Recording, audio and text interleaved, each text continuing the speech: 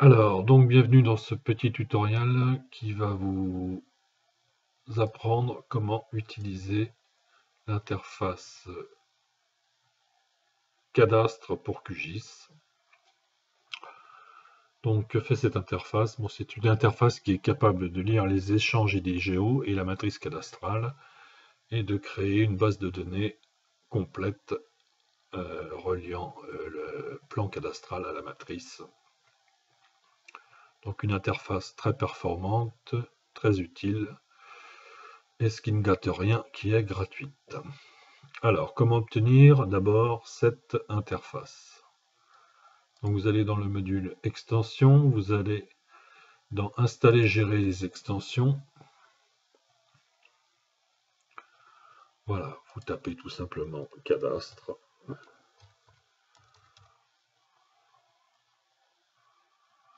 Bon, ici l'interface existe déjà, elle a été installée, mais vous pouvez à partir d'ici la désinstaller, la réinstaller ou l'installer tout simplement si vous ne l'avez pas déjà fait antérieurement. Donc c'est une interface qui a été développée pour l'Agence de développement et d'urbanisme du Grand Amiénois avec l'aide du Conseil régional de Picardie et le soutien financier de fonds européens. Je ferme cette fiche signalétique et donc nous allons voir comment paramétrer cette interface pour qu'elle fonctionne parfaitement avec QGIS. Donc je retourne dans extension, cadastre, et donc je vais faire une première chose, c'est-à-dire paramétrer le plugin. Alors, dans cette interface, cette boîte de dialogue, vous avez 6 zones à renseigner qui sont en fait les zones qui doivent accueillir les noms des 6 fichiers de la matrice cadastrale. Bâti pour les parcelles bâties, FAN3 pour le fichier des voies, lot local pour le fichier des locaux, nbâti pour le fichier des parcelles non bâties, un fichier qui s'appelle PDL, et le fichier propre qui est le fichier des propriétaires. Alors l'interface, bon ça vous n'y touchez pas, l'interface nécessite un répertoire temporaire pour stocker les fichiers nécessaires au traitement. Donc ici j'ai indiqué tout simplement le répertoire racine C, mais vous pouvez choisir tout autre répertoire. Ok. Mes données magiques et mes données EDIGEO sont sur un lecteur externe, mais ils peuvent être sur votre machine. Donc ici, je vais aller voir comment elles se présentent, ces données. Donc je vais dans mon répertoire où sont stockées les données. Donc je vois que j'ai un répertoire EDIGEO qui contient un sous-répertoire et un sous-sous-répertoire. Ici, je retrouve 34 répertoires qui contiennent pour chaque commune les feuilles et les échanges EDIGEO propres à chaque feuille.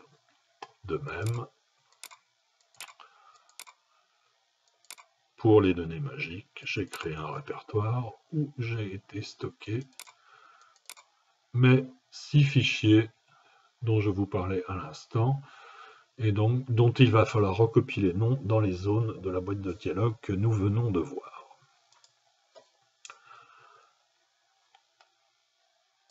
Je retourne dans mon extension cadastre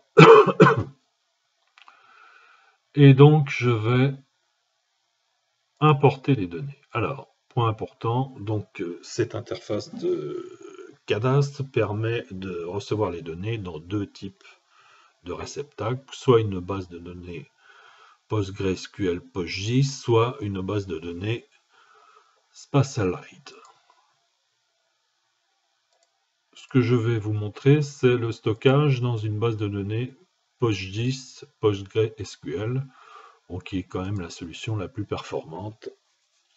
Donc, on va voir un certain nombre d'opérations préalables pour recueillir ces données. Donc, je vais aller dans la console d'administration de la base de données PostGIS PostgreSQL qui est pgadmin3 que j'ai dans ma barre des tâches. Et là, je vais créer une base de données qui va recevoir ces données. Clic droit, ajouter une base de données. Une base de données que je vais appeler BDD Cadastre.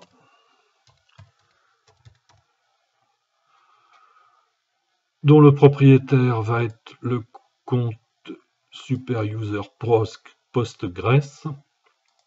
Je vais la définir en prenant comme modèle PostGIS 23 sample. Je clique sur OK et il va me créer ma base de données vide. Voilà. Donc je vérifie en me connectant que le travail a bien été fait. Donc j'ai bien ma base de données vide avec mes deux schémas public et topologie. Donc je suis prêt à recevoir les données en provenance de mon interface cadastre.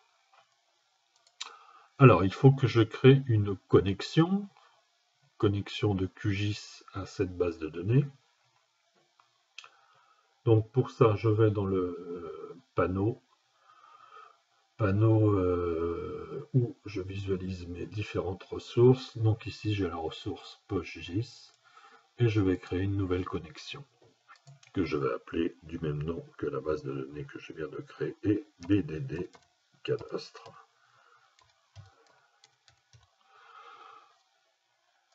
Service, je ne mets rien. Hôte, je suis en local host. Le port 5432 classiquement, la base de données, le nom que je viens de créer, BDD Cadastre. Ensuite, point important, je coche les deux cases enregistrées ici, les deux petites coches enregistrées. Je vais préciser les paramètres de connexion à cette base de données. Donc, le nom du superuser Postgres et son mot de passe Postgres.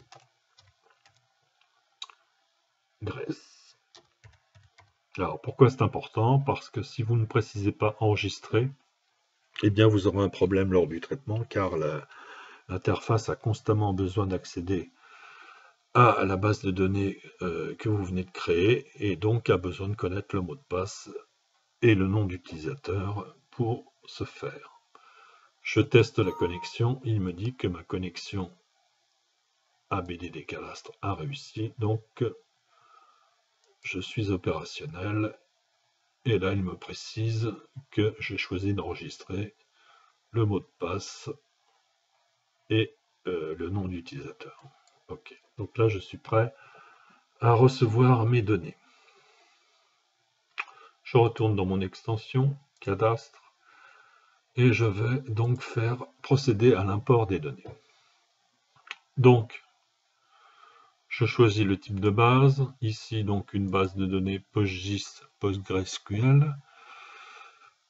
Qu'il a reconnu, vous pouvez la choisir. S'il ne l'a pas reconnu, j'ai mes deux schémas qui ont été créés, public et topologie, mais je choisis de stocker ces données dans un schéma à part que je vais appeler cadastre et que je lui demande de créer. Voilà.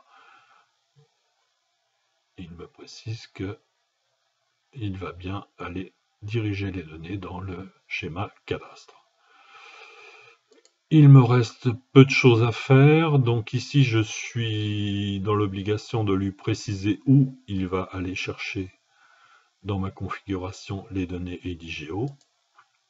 Donc c'est le répertoire que je vous montrais tout à l'heure avec mes 34 communes. Je lui précise également où il doit aller chercher les données magiques. Donc vous choisissez le répertoire où vous avez stocké vos données magiques.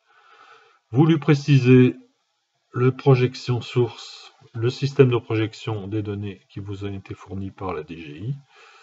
Donc en principe c'est du Lambert 93, mais ça peut être des coniques conformes en fonction de la situation de ce que vous avez demandé.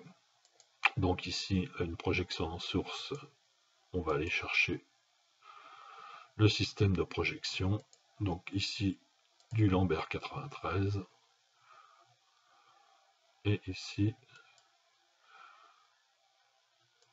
du Lambert 93. Voilà.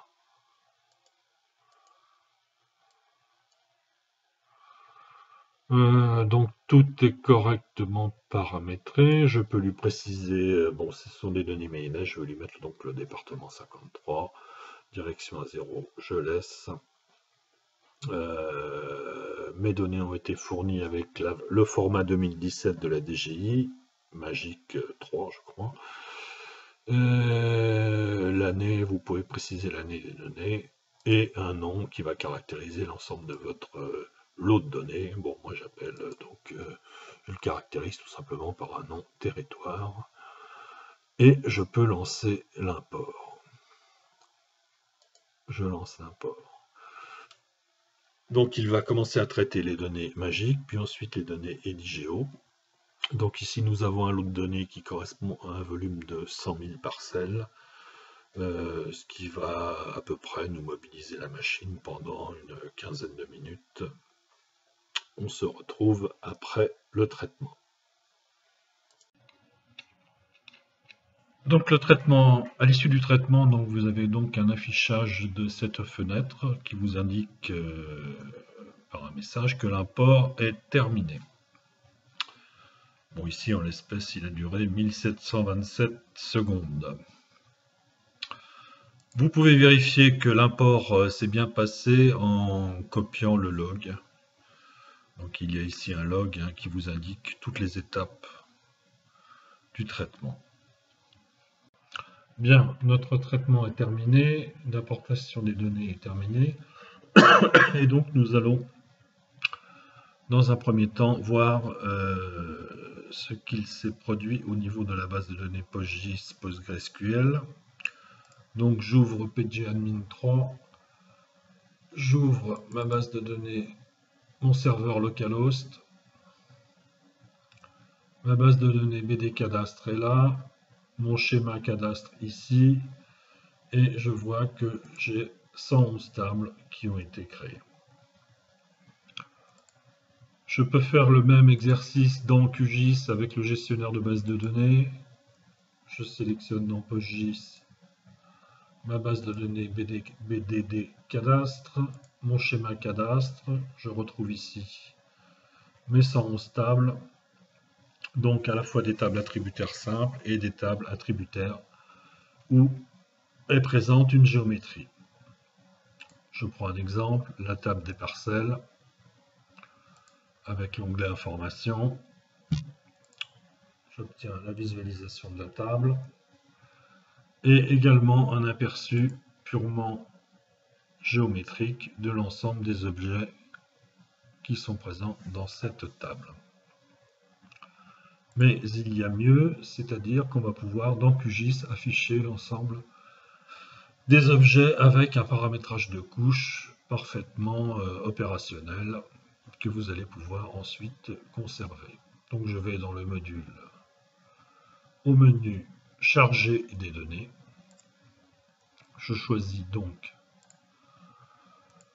PostGIS, ma base de données BDD cadastre et mon schéma cadastre.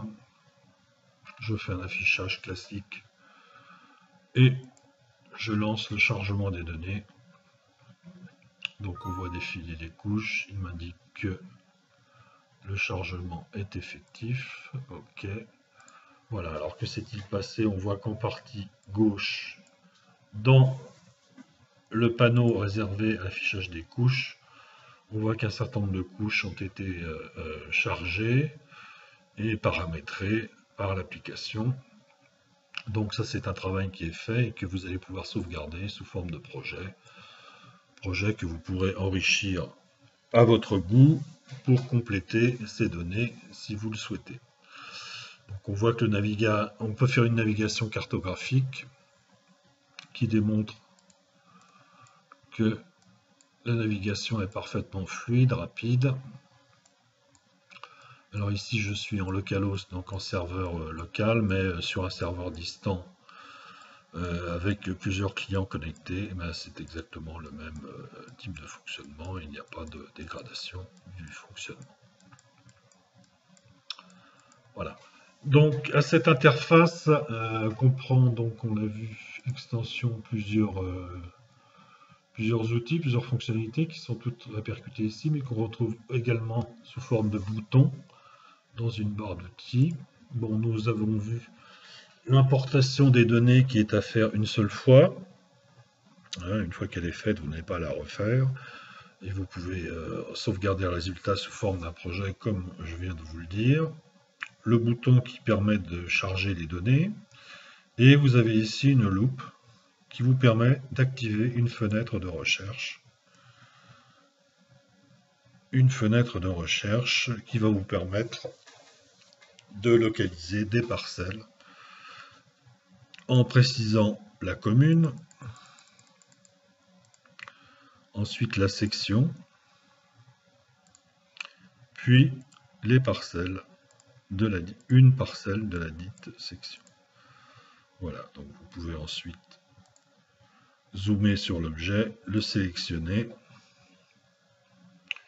et le résultat s'affiche immédiatement. On peut également obtenir un résultat, une interrogation directement à partir de la carte. C'est ce que je vais faire maintenant. Et je vais choisir par exemple d'interroger la parcelle de l'hôtel de ville de cette commune. Alors, où est-elle? Voilà, elle est par ici. Voilà.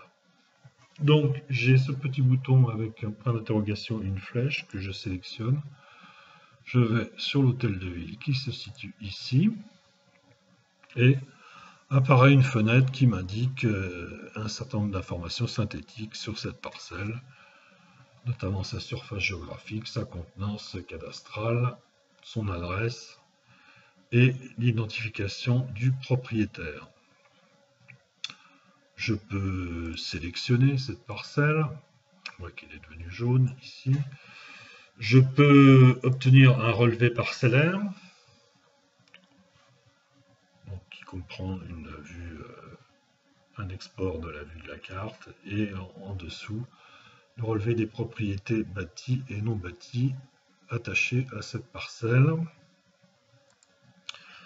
Je peux également générer un relevé de propriété. Donc ici, c'est l'hôtel de ville, donc si j'active le relevé de propriété, je vais donc obtenir toutes les propriétés de cette commune.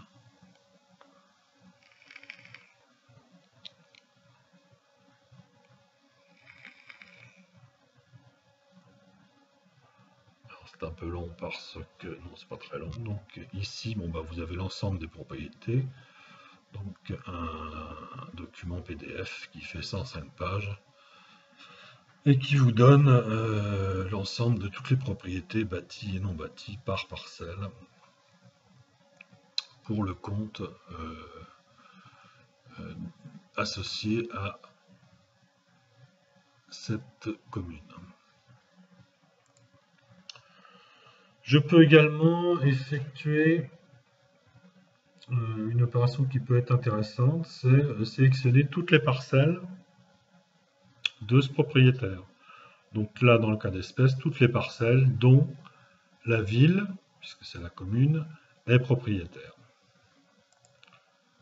Voilà, donc je vois que mes parcelles ont été sélectionnées. Je peux d'ailleurs, si je le souhaite, en allant sur ma couche parcelle, enregistrer sous forme d'une couche que je vais conserver. Bon, par exemple,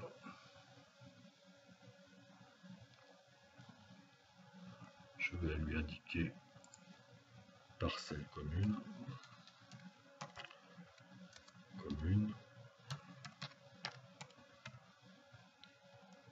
enregistrer, ok, j'ai oublié,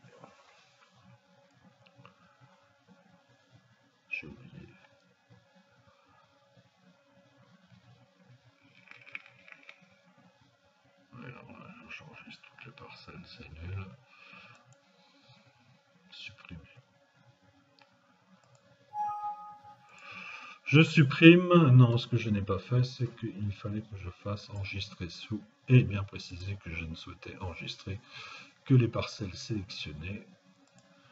Donc, parcelle commune. Voilà. Je l'écrase. OK. Voilà. Et donc, j'ai cette fois une couche que je pourrais utiliser si je le souhaite et qui correspond à tout le foncier propriété de cette commune. Voilà. Alors, l'interface permet également de rechercher des propriétaires par leur nom. Donc, j'aurais pu, par exemple, taper commune dans le champ du nom de propriétaire et retrouver tous les comptes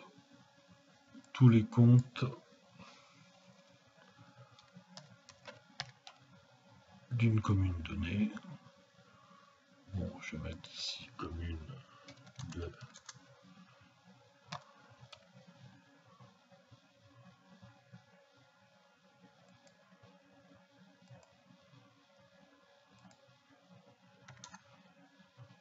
voilà. Ah, voilà. Et donc ici je récupère mes 979 parcelles de la dite commune. Donc voilà rapidement brossé donc les fonctionnalités de cette interface. Une petite dernière fonctionnalité, on peut faire un export carte. Ici vous avez un bouton qui s'appelle exporter la vue, qui vous permet de générer une vue de la carte avec une légende. Voilà.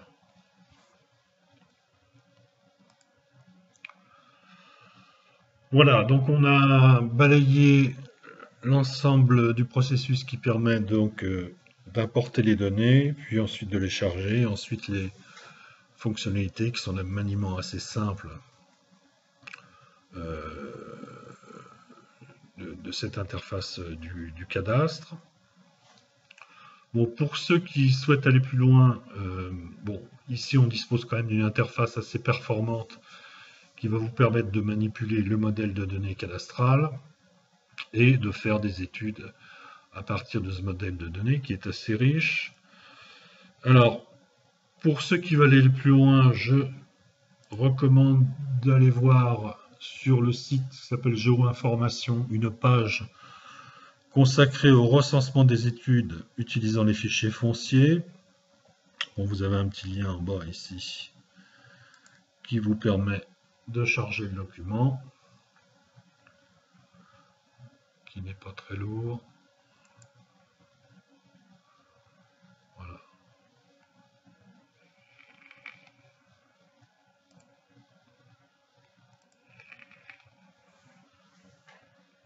Donc vous trouverez dans ce document un recensement de toutes les études qui peuvent être faites. Donc c'est un document du CEREMA. Toutes les études qui peuvent porter sur qu'on peut réaliser à partir des données cadastrales. Donc ça peut être très varié. Hein. Vous avez donc toutes les études sur les propriétaires fonciers institutionnels.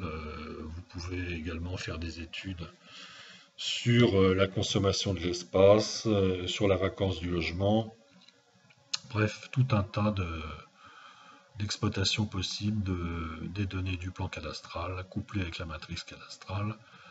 Donc pour ceux qui souhaitent investir ce domaine, il y a vraiment de la matière et de la matière intéressante pour la gestion d'une collectivité territoriale. Voilà, j'espère que ce petit tutoriel vous aura été utile et je vous dis à bientôt.